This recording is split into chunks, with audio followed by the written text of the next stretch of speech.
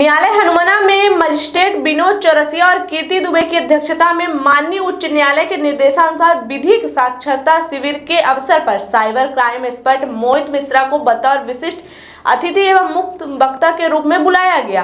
Cyber crime expert मोहित मिश्रा के द्वारा न्यायालय के वकीलों को साइबर क्राइम के बारे में जागरूक किया गया और उनसे बचने का उपाय भी बताया गया। साइबर क्राइम एक्सपर्ट मोहित मिश्रा के द्वारा SIM swapping, biometric fraud, ATM cloning, artificial wife cloning, फर्जी वेबसाइट के जरिए तथा ओटीपी के जरिए होने वाले फ्रॉड जैसे दर्जनों आधुनिक साइबर फ्रॉड के बारे में बताया गया और साथ में उनसे बचने का उपाय भी बताए गए। निकालते हैं, इसमें टू फैक्टर ऑथेंटिकेशन होता है। क्या होता है? टू फैक्टर ऑथेंटिकेशन होता है। तो इसमें एक ऑप्शन आता है इनेबल बायोमेट्रिक, डिसेबल बायोमेट्रिक। तो आपको क्या करना है कि इसमें के थ्रू 16 डिजिट का वीआईडी नंबर होता है। कितने डिजिट का? 16 डिजिट का वीआईडी नंबर होता है। उसको आप डालेंगे। डालने के बाद एक ऑप्शन आएगा अनेबल बायोमेट्रिक और डिसेबल बायोमेट्रिक। अगर आप उसको डिसेबल बायोमेट्रिक कर देते हैं तो कितना भी बड़ा हैकर क्यों ना हो, वो आपका थंब इम्प्रेशन ही आपको पूरी शरीर को की बॉडी को अगर वो क्लोन कर ले तब भी वो आपका कुछ भी नहीं बिगाड़ सकता। लेकिन कहाँ से आएगा जी? नंबर कहाँ से आएगा? ये उसी में मिलता है ना, उसी में मिलता है। वो मिलता है 16 डिजिट का वीआईडी नंबर, वो आपको मिलेगा और इसी को आप जैसे ही डालेंगे वो अनेबल बायोमेट्रिक और डिसेबल बायोमेट्रिक का ऑप्शन आएगा। तो आपको क्या करना है? डिसेबल बायोमेट्रिक कर देना है। अगर वो आपका अनेबल बायोमेट्रिक रहेगा तो हर कोई इस्तेमाल कर सकता है, लेकिन जैसे डिसेबल बायोमेट्रिक कर दिए तो दुनिया का कोई भी आदमी कितना भी आपका थंब इम्प्रेशन अगर वो सेव करके भी रखता है तो वो आपका कुछ भी नहीं कर सकता। ये हुआ समाधान। इसमें अगर किसी को कोई दिक्कत हो तो आप सवाल कर सकते हैं।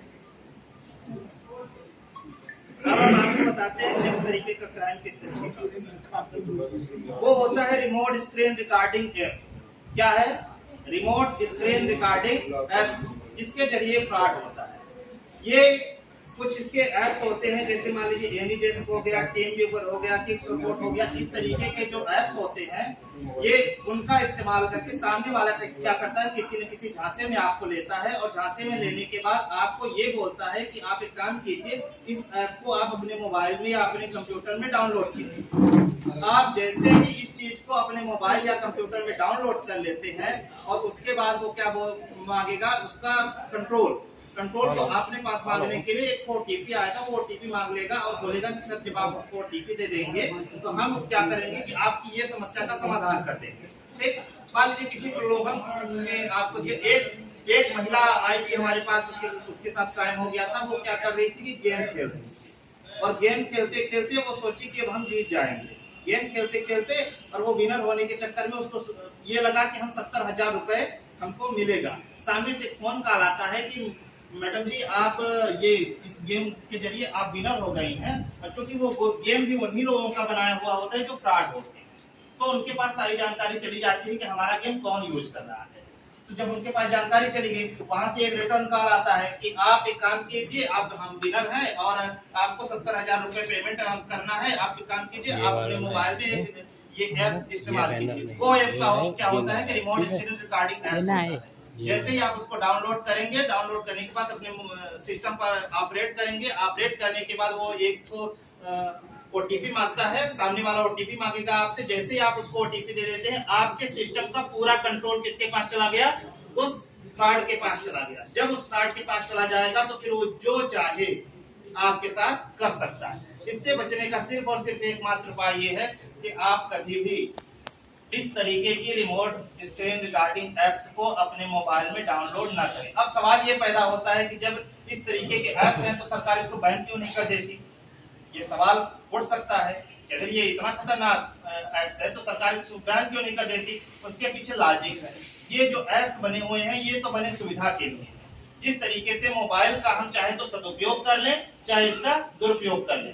अगर सदुपयोग करेंगे तो बहुत अच्छी चीज है, इसका दुरुपयोग करेंगे तो बहुत गंदी चीज है। तो होता क्या है कि वो एप्स इसके लिए बना होता है। मान लीजिए कि आप कोई न्यू लैपटॉप खरीदे और आपके लैपटॉप में कोई गड़बड़ी आ गई, तो आप कहाँ परेशान होंगे? आपको जानकारी तो है नहीं।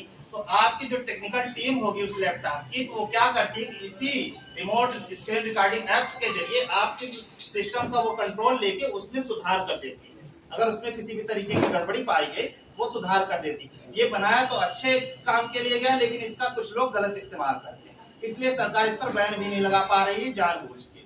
वो चाह के भी बैन नहीं लगा सकती, क्योंकि कोर्ट में ये बात साबित ही नहीं हो सकता कि ये चीज गलत फर्जीवाड़े करने के लिए बनाया गया है। अब कोई गलत कर रहा है तो उसमें वो ऐप्स बनाने वाले की कोई गलती नहीं।